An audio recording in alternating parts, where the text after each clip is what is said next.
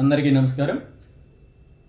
గత 4.5 సంవత్సరం నుండి జగన్మోహన్ రెడ్డి గారి ప్రభుత్వం అధికారంలోకి వచ్చిన తర్వాత చిత్తూరు జిల్లాలో కొంతమంది పోలీస్ అధికారులు జిల్లాలో మంత్రి పెద్దిరెడ్డి రామచంద్రారెడ్డి మనుషులు గూండాలు చేస్తున్న అరాచకాలను అరికట్టడంలో కానీ, ఎర్రచందన స్మగ్లింగ్ని అరికట్టడంలో కానీ, గంజాయి స్మగ్లింగ్ని అరికట్టడంలో కానీ, భూ కబ్జాలను అరికట్టడంలో కానీ ఏమాత్రం ప్రయత్నం చేయకపోగా పూర్తిగా రామచంద్రారెడ్డి అతని కుటుంబ సభ్యులకు రాజకీయ లబ్ధి కోసమే డిపార్ట్మెంట్లో పనిచేసే కార్యక్రమం చేస్తున్నారు. ఈరోజు గత 4.5 సంవత్సరం నుండి ప్రజా వ్యతిరేక విధానాల మీద ఎవరు పోరాడినా వాళ్ళ మీద తప్పుడు కేసులు పెట్టే ప్రయత్నం చేస్తున్నారు, వేధించే కార్యక్రమం చేస్తున్నారు. మహిళలకు చీరలు పంచితే లిక్కర్ పంచుతున్నామంటూ తప్పుడు కేసులు పెట్టే కార్యక్రమం చేస్తున్నారు.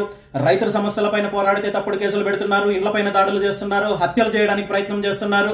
అదేవిధంగా విద్యార్థులకు, నిరుద్యోగులకు ఉద్యోగాలు కల్పించాలంటే తప్పుడు కేసులు పెడుతున్నారు. ఇవన్నీ కేవలము పోలీస్ వ్యవస్థలో ఉన్న కొంతమంది అధికారులు మంత్రి పెద్దిరెడ్డి రామచంద్రారెడ్డి యొక్క రాజకీయ లబ్ధి కోసం చేస్తున్న కార్యక్రమాలు. ఇది ఇక్కడ జరుగుతున్న అరాచకాల గురించి పోలీస్ వ్యవస్థలో ఉన్న ఉన్నతాధికారులు కూడా గుర్తించాలి.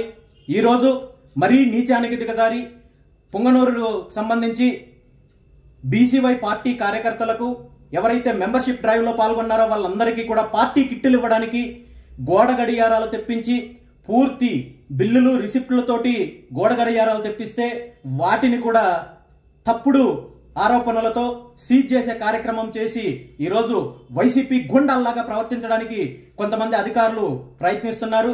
పోలీసు అధికారుల్లో ముఖ్యంగా పుంగనూరు సిఐ రాఘవరెడ్డి గారు కావచ్చు, అదేవిధంగా కృష్ణారెడ్డి గారు కావచ్చు, ఇంతకుముందు పనిచేసిన మధుసూదన్ రెడ్డి కావచ్చు, గంగిరెడ్డి కావచ్చు, ఇప్పుడు డిఎస్పీగా ఉన్న సుధాకర్ రెడ్డి కావచ్చు, ఇంతకు ముందున్న రిశాంత్ రెడ్డి గారు కావచ్చు, వీళ్ళందరూ కూడా కేవలం ఒక వ్యక్తి రాజకీయ లబ్ధి కోసం అధికారాన్ని దుర్వినియోగం చేస్తున్నారు. దీన్ని పోలీస్ వ్యవస్థలో ఉన్న పెద్దలు కూడా గుర్తించాలి.